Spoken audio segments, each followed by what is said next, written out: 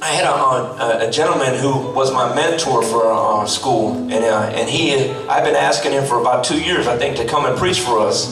And so tonight we have a guest speaker from North Carolina, my mentor, Dr. Kenneth Coley, and his wife, Dr. Coley, is here as well, who's a musician and singer in her own way, and she also runs a youth camp up in Maryland for the Southern Baptist Co-op, I think,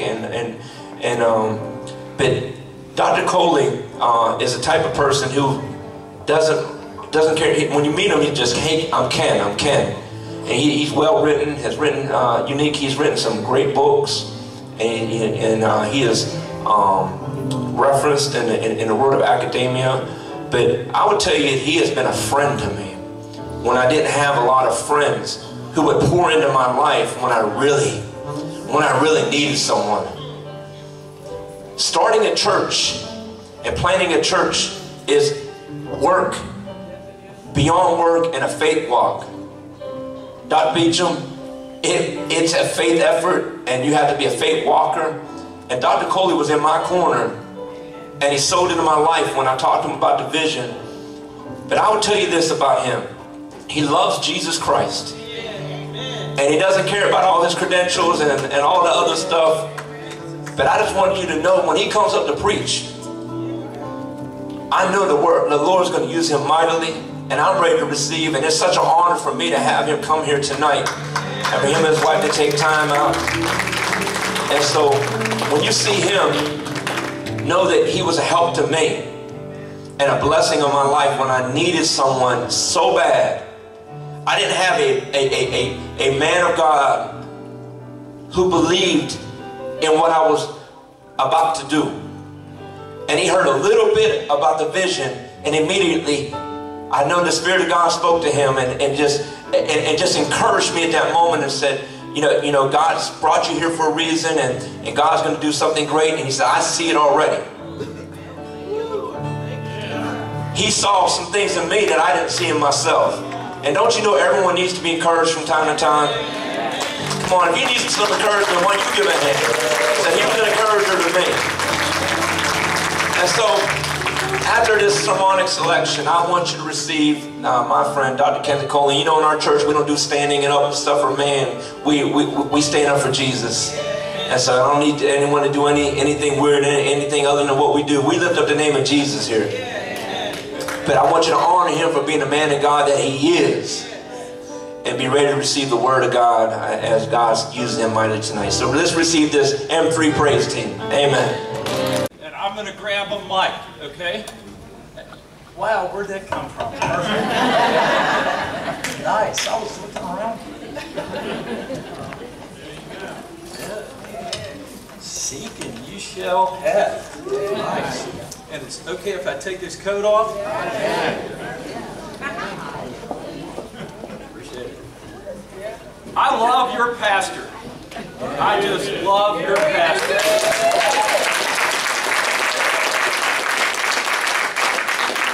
The first day he and I met, I thought to myself, if King David had met him, he'd say, you're going to be one of my mighty men. All right. And I would consider him one of my mighty peers, one of my friends. On several occasions, he and I have called each other when we're down, and I go, Wade, I need a word. I need some encouragement. You know something? He's always filled. He's always ready. Amen. So I love this man. You know something? He loves bragging about you. He talks about everything that's going on here, but you know him. You know he's bragging on the Lord using you. So you're giving out socks and T-shirts and food and restoring people's homes, restoring people's lives. You got conspiracy theories going. You got Zumba and open mic. You got it all. You are ministering to this community. And tonight, Kathy and I just feel a part of what you're doing in a small way. You have really welcomed us and made us feel really at home. And it's clear that when your pastor is bragging on you, it's genuine and it's authentic. And I just see so much evidence of that in your lives and in your smiles. Amen. Right. And he gave me a perfect setup without knowing it. He said, I love getting out of bed and showing up for church to see what God's got going on. That's a perfect setup for Luke chapter 8. And that's where we're headed tonight. Luke chapter 8.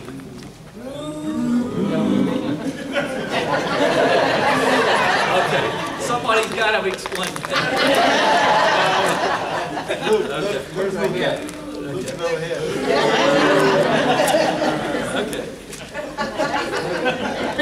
So if he's excited about showing up and waiting to see what God's got going on, just work with me here. In your imagination, go back to thinking about being a disciple. And just this one passage in Luke chapter 8, just imagine. You watched him heal men, women, children. You watched him just beat up the demons.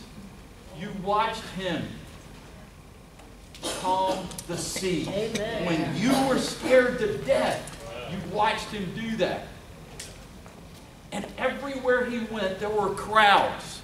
And he told stories. And as soon as the stories were told, just blew people's minds. So imagine rolling out of bed and going, wow, what's going to happen today? What's he got for us? What's he got for us? And so we're going to zero in, we're going to narrow into Luke chapter 8, verse 40. So I've been hitting some highlights just in that one chapter. But now we're going to go to Luke chapter 8, verse 40. Thank you, brother. You're welcome. Appreciate that. Everywhere he went, there were crowds. He's north of Jerusalem. He's near Galilee. He's been in Caesarea Philippi, which is even farther north, and now he's coming back to communities where he had already taught, and he's traveling back, and he's headed to Jerusalem. And so he is constantly surrounded by people. Do you have that? Maybe if you teach kindergarten, you know what it's like to be constantly having people hanging on you. But he's got people pressing in on every side all the time. Except for when he says, time out, I need to withdraw and be with the Father. Sometimes he pulls his disciples aside and they have some private time. But everywhere there is the press. There's a nice crowd here tonight. Do you feel like he wants to meet with you as an individual? Even though there's a crowd, he wants to meet with you. And you alone. You uniquely. He wants to connect. And that's at the heart of the story tonight. I realized that he wanted to connect with me when I was a young boy. I was age 9, and it was a night like tonight before the evening service, and one of my teachers at our church had an old Bible, and it was worn from use. And she pulled me aside before evening service, and she said, Ken, come over here. I'm going to show you something in the Bible. And so she opened this worn Bible and took her crooked finger. As a matter of fact, at that moment in time, she was probably about the age that I am now. But I thought she was old as dirt. And she said, come over here and listen to this. And so I sat next to Catherine Strong, and she read John 3:16 to me. For God so loved Ken that he gave his only son. That if Ken would believe in him, Ken would not perish, but Ken would have everlasting life. And I said, Mrs. Strong, I want that. I need that. And at that moment in time, Jesus connected with me. And my name was written in the Lamb's Book of Life, never to be erased, never to be blotted out. I'm His.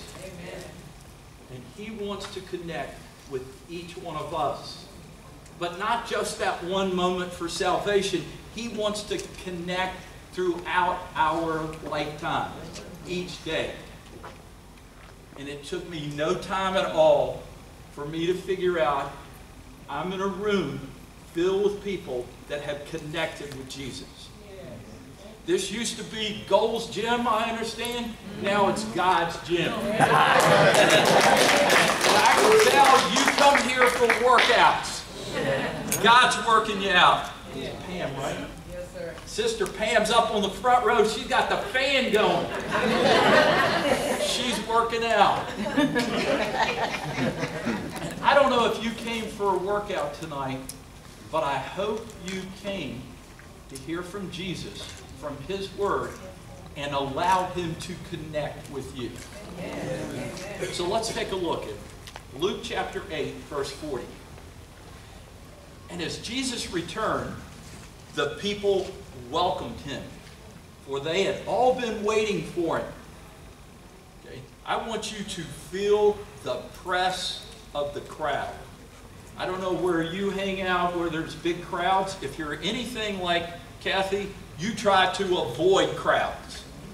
But most of us have been in a crowd where there's jostling and pushing and shoving. And let's be contemporary with this passage. In this area of the country, the way the streets were constructed, they're narrow, they're dusty, they're noisy. And when people pack into these small streets, it's tight, it's uncomfortable, it's press. And that's where Jesus is, and that's where the disciples are. And that's the backdrop for this story. We've got Jesus, the star of every story of Scripture. And then we've got two guest stars in tonight's story. Enter the first guest star. And there came a man named Jairus, and he was an official of the synagogue. And he fell at Jesus' feet and began to implore him to come to his house. For he had an only daughter, about 12 years old, and she was dying. But as he went, the crowds were pressing against him. Now, 2 or 3 times tonight, I'm going to ask you a question, and I'm going to stop and let you think about it for a second. So here's question number 1. What is so bizarre that just happened? You're a disciple, you're traveling with Jesus, you're right at his elbow, enter Jairus. And I just read the story to you. What is so bizarre about this?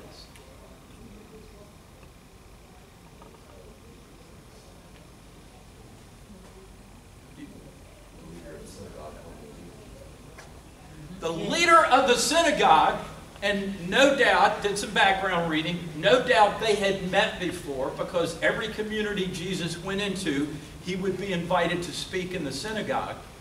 So they had no doubt met. And he's the leader.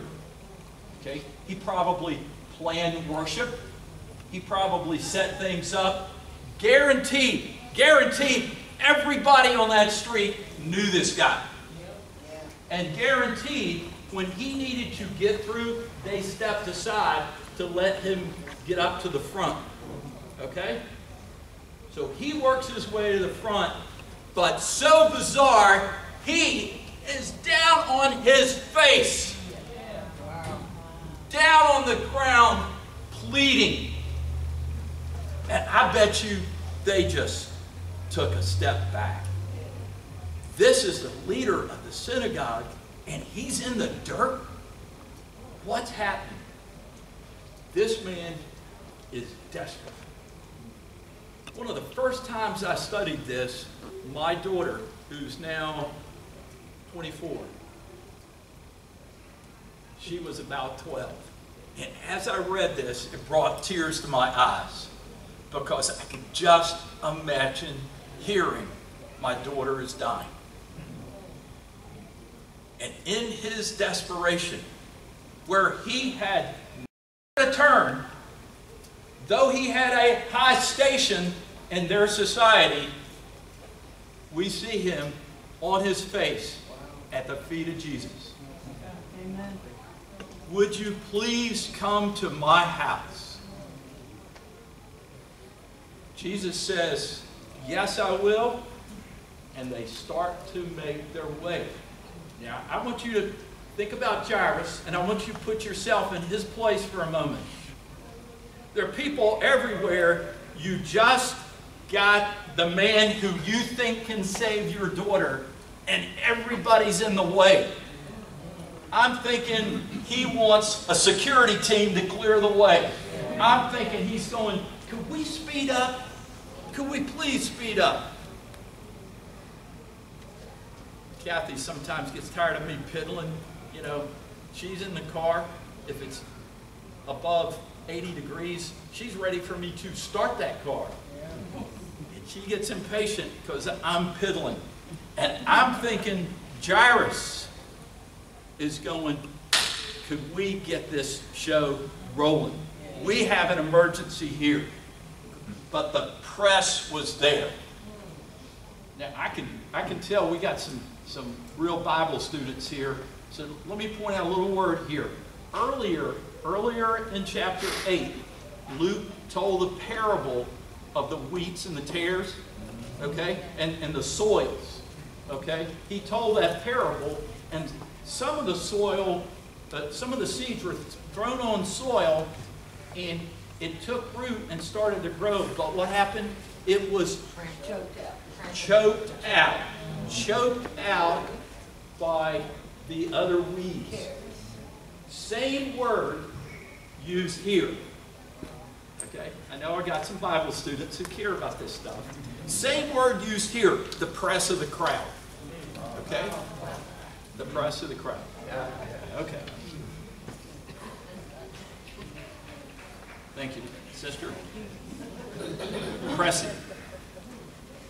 Pressing. Enter guest star number 2. Guest star number 2. And a woman who had a hemorrhage for 12 years and could not be healed by anyone came up behind him and touched the fringe of his cloak, and immediately her hemorrhage stopped. Question number 2. What's going on in this woman's life? I want you to think with me about where she is in all aspects of her life. Now, I'm going to pause for a moment, and I want you to really give that some thought. What's happening in this woman's life? And I'll take an answer from the floor if you want to jump in. She believed, and that's the zinger at the end. So I'm going to hold on to that good answer right there for just a second. She believed, but what was she without? What was she without? This isn't class. You can speak up, but thanks for raising your hand. She's tired of man's ways and she wants help from God immediately. She had tried man's ways. She had been to every doctor in town, and none of them had helped her. And she was shunned by others. Let me finish the doctor, and then I'm going to call on you for number 2. Okay? She had been to every doctor in town. And if you go over to the Gospel of Mark, the same story's over there, and a little extra description in the Gospel of Mark, you find out the doctors had made her worse. Okay? Ever had that happen? Yeah. Okay. And she had tried all the doctors. They had no cures. They had made her physical condition worse. And they took all her money. Ever had that happen? Okay. Okay. So, no hope for a medical cure and no money.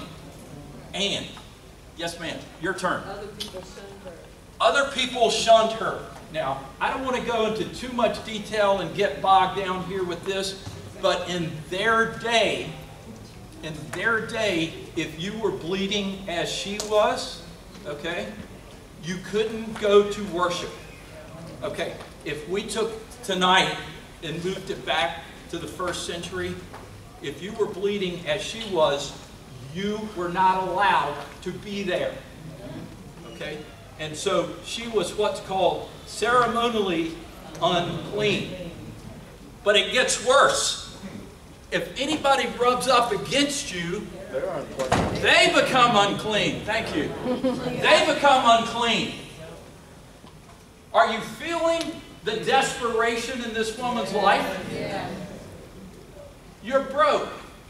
There's no cures. You're getting worse. People can't be around you. You can't come to Mountain Movers and get a hug. You just can't. It wasn't allowed. And if you want to know more about that, Leviticus chapter 18, we'll get into the details another time. But you couldn't show up for worship. And so for your spiritual family, you're out of luck. No hugs, no cures, no money.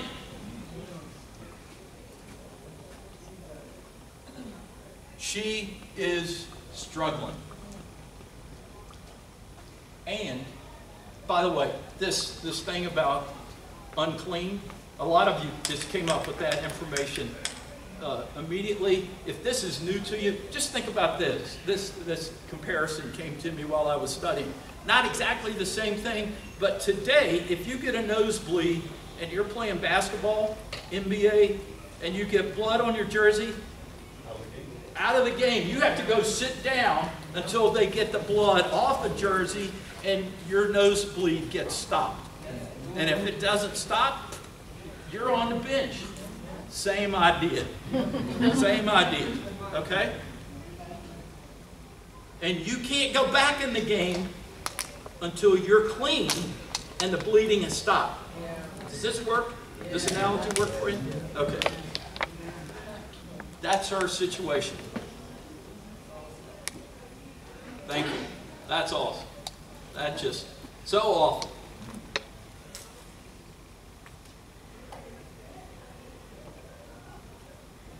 And it had been going for 12 years. Loss of blood for 12 years. She has lost physical strength.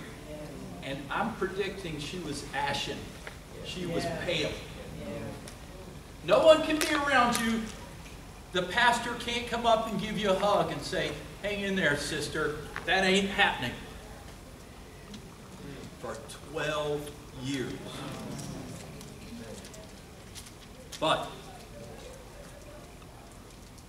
what did she have? She had faith. And so, I'm going to use my jacket to pretend this is Jesus' cloak.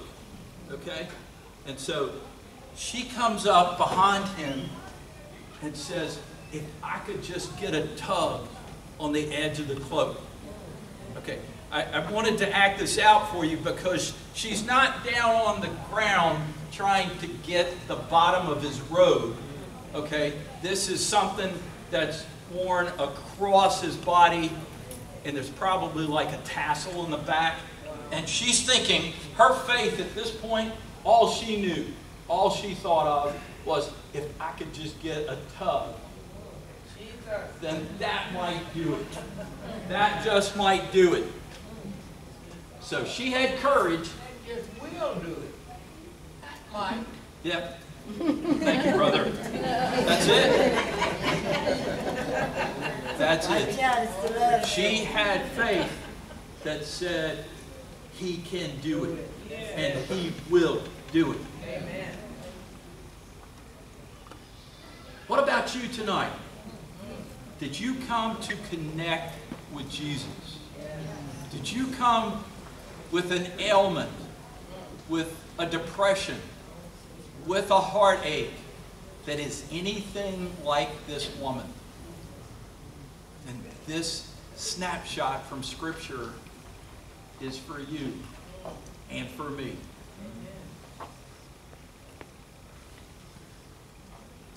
Verse 45. And Jesus said, who is the one who touched me? Wouldn't you love to get a snapshot of the disciples' face when Jesus asked that? See, they always have to be respectful. He's the rabbi. We've watched him do all these amazing things, so we're not going to give him any back talk, but he just asked a pretty dumb question. Who touched me? Always depend on Peter. Were you a Peter in class when you were growing up? We got some Peters here. Okay.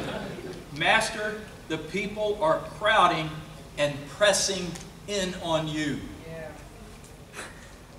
Jesus said, someone did touch me, for I was aware that power had gone out of me.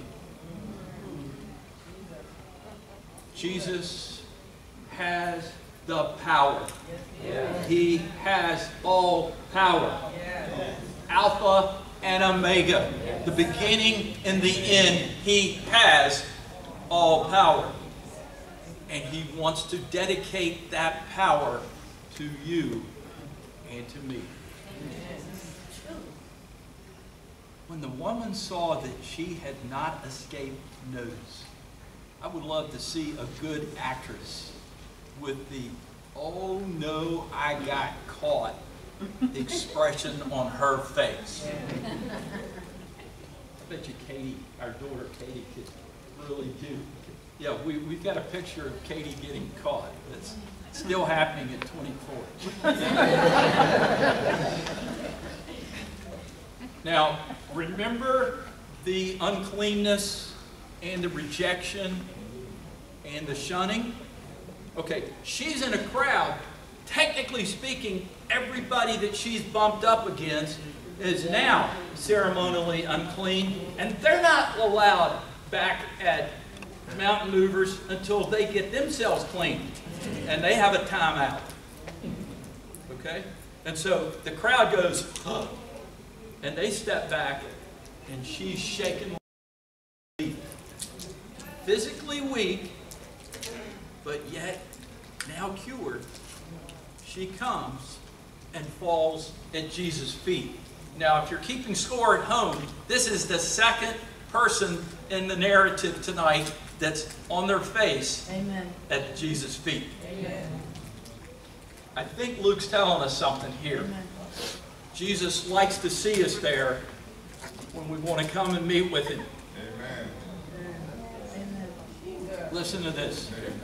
When the woman saw that she had not escaped notice, she came trembling and fell down before him and declared in the presence of all the people the reason why she had touched him and how she had been immediately healed. Amen. This lady's got a lot of brass. She's got a lot of courage. She owned up to it. And then she testified, I've been healed.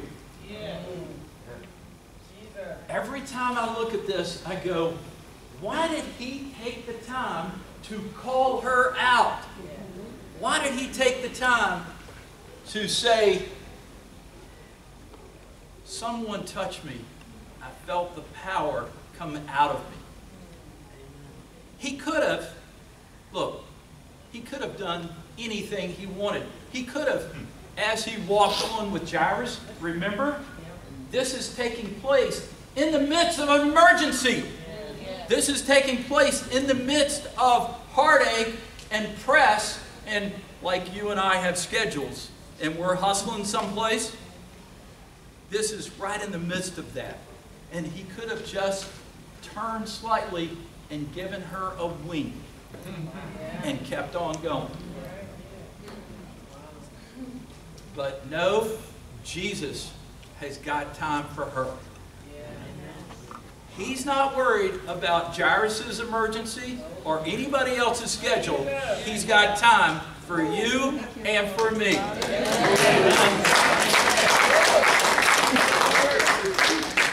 And so he wants to connect with her. I want you to think with me again. Question number 3. Why did he stop and call her out in front of everybody? So she would feel validated as a person. Wow, that's a great answer. That was right. Yep. A+.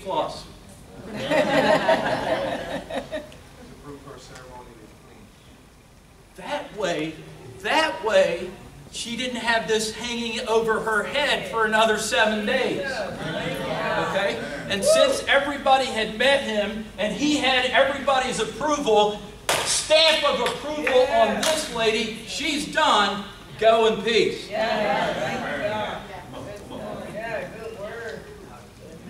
There's at least a couple more answers. You guys are dead on the target. Dead on the target, but there are a couple other good answers. That God would be glorified. God wanted the glory, and he wanted it pointed toward Jesus, and it wasn't nothing about no cloak. It wasn't about the cloak. You with me? Otherwise, if it was about the cloak, then the pastor would be up here going, I prayed over this handkerchief. I'm going to chop it up. I'm going to chop it up and I'll send it to you and it'll be a blessing for you. It ain't about the coat. It was about her faith. Amen. It was about her faith and his grace. It wasn't about the coat. I think that's why he called her out. In addition to the outstanding things the saints have said tonight, I think he wanted to make sure, he wanted to nail down a connection with her and her faith. Your faith. Well, let's read it. And the power. Close it up here. Home stretch. And he said to her, verse 48, daughter, your faith has made you well. Go in peace. In the midst of press and emergency and hustle and bustle, Jesus met with her. He met with her and highlighted her faith. And he healed her, and he said, go in peace. Have you come tonight looking for peace? Yes. Jesus has got that for you. He's got that for me. Let's close this up. I'm going to review 5 points we've seen in the story tonight. Okay? 5 points. Pam, my wife, is going, thank you, God, too, that he said he's going to close it up.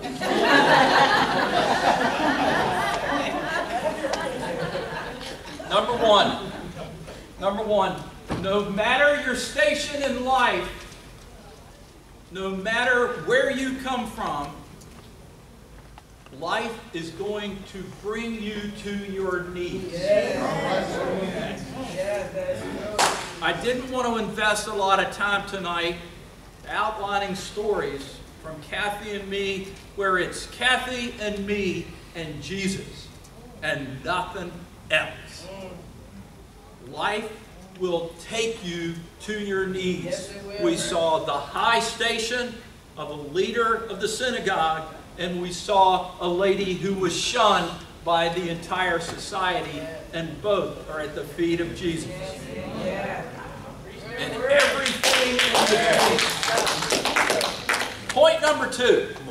Point number two, he wants to connect with you as an individual. He has time for you. He's walking with Jairus. He assures him, he probably patted him on the arm and said, I got this. I got this. Do you have times where you pray and you go, I'm broken. I got nothing. And Jesus says, I got this. I got this. Point number three in the story tonight. Point number three, he's got the power. He's got the power. The situations and the struggles you have, when you report them to Jesus, he doesn't push a button, alarms go off, and they have an emergency meeting of the Trinity. Going, what are we going to do? Pastor Wade's upset, and we forgot about, no. There's no emergency in Jesus. He's got this. He has the power. He's got the power. Number 4. He desires to give us peace. He wants you and me to walk with him and his Spirit to fill us, and we walk in peace. That's what he wants for us. And my last point that we've seen in the story, point number 5, it is his grace by faith. It's his grace by faith. It's not, I have to hustle over to the church to do X number of activities. I want to hustle the church to do the activities because of what he's given me, but not to earn it. I don't have to be at Zumba, okay? I don't have to be there to earn Jesus' acceptance. I need to be at Zumba to work off some calories.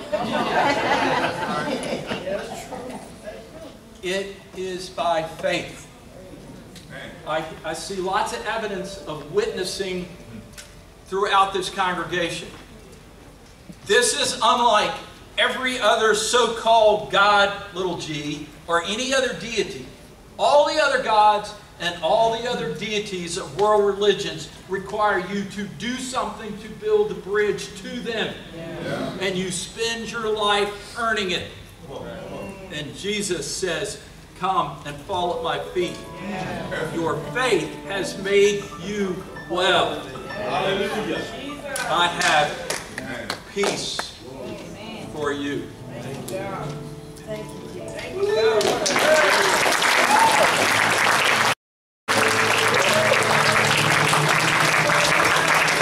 Hallelujah.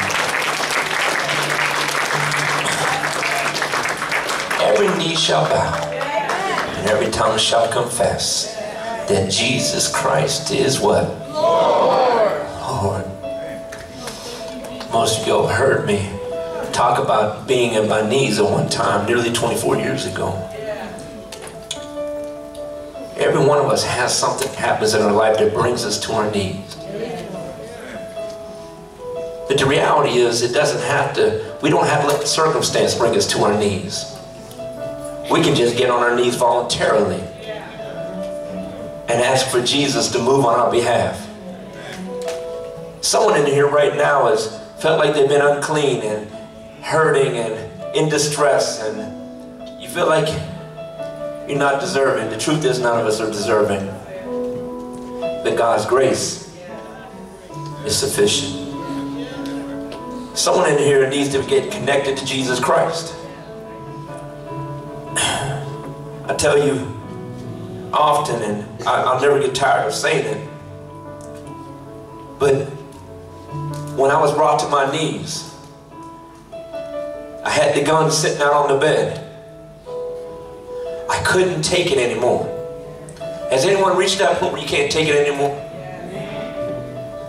I'm here to tell you, Jesus can make you whole. Jesus has the power. Because there's a stronghold in your life that it gets a hold of you, and it brings you literally to your knees. But you can turn it over to Jesus and he can set you free. Why? So he would get the glory in your life. People know you've been strung out on something. Know that you've been struggling in certain areas of your life. And he's saying, just come. Get on your knees and give it to me, and I'll set you free. You know, it took for me to get on my knees and say, Jesus, if you're real, you need to show yourself. Because if you're not real, I'm checking out of here. Because I can't take this anymore. This life is hell. What I'm going through, what I'm feeling, and it's stressful. And the only thing keep me alive, if it really is a hell. Because I'd hate to be in this perpetual state, being miserable forever. So Jesus, you need to show yourself to me right now. It's okay to ask him. It's all right to challenge him, because you know what? He knows you. He wants to meet you. Every one of us is important to him. Do you know you're important to Jesus? And it took for me to get on my knees and say, you better show me. Otherwise, I'm going to take this 9 no, I'm checking out of here. And it wasn't just what I was dealing with in life, but I couldn't shake the alcohol. I couldn't do it on my own. But Jesus has the power to heal you and set you free. How many of you here believe that Jesus can set them free? See, some in here, you've been still trying to do it in your own flesh. You've been trying to do it on your own, and Jesus is saying, why don't you come on up here? Come on and give it to him, and he'll make thee whole. And you can go in peace. And when you look at the word peace, you talk about shalom, you talk about a peace that they give beyond all your understanding, meaning that you can sleep at night. Peace where you, not only just peace among men, Greg, but I'm talking about, Mr. Booth, I'm talking about peace where you feel this peace all over you. Regardless of what's going on in your life, regardless of what's going on in the news, regardless of what's going on in your bank account, regardless of what's going on with your family and relationships, that you have this peace that it just goes all over you. How many here need peace tonight? And Dr. Coley said this. It wasn't a garment. You can't pay for what Jesus wants to do for you. It's free. He just wants your faith. He wants you just to believe in him, trust him, and bring it to him and say, Jesus, I need you to set me free. I need you to be Lord of my life. I need you. And so tonight, if you're struggling, you need his power in your life. You need to be set free tonight. You need your body healed. And then if you need Jesus Christ as Lord in your life tonight, you have not accepted him, I want you to come up here right now, and Jesus will meet you right here at this altar tonight. Don't leave here the way you came. You heard the word tonight.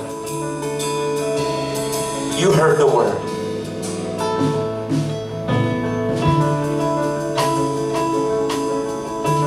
I'm going to give you a couple minutes. Taylor, you're going to sing us? Come on up here, Stacy. Y'all just come right up here and pray. And we're going to sing a song as those who you need God's working on your heart and you haven't had the confidence yet. Come on up here. It's time you give it over to Jesus before he has to bring you to your knees. Do it voluntarily.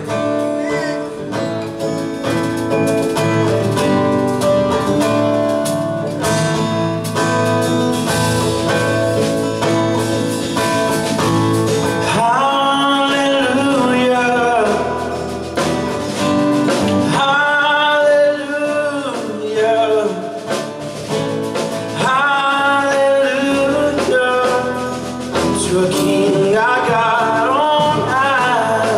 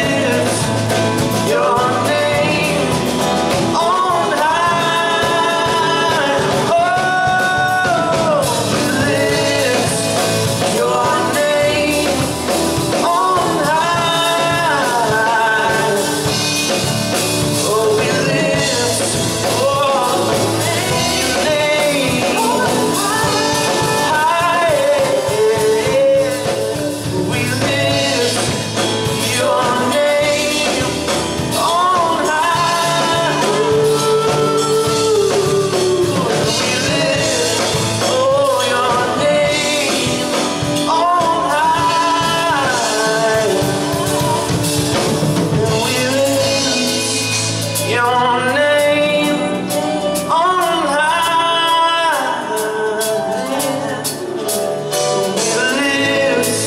Lives your name on high.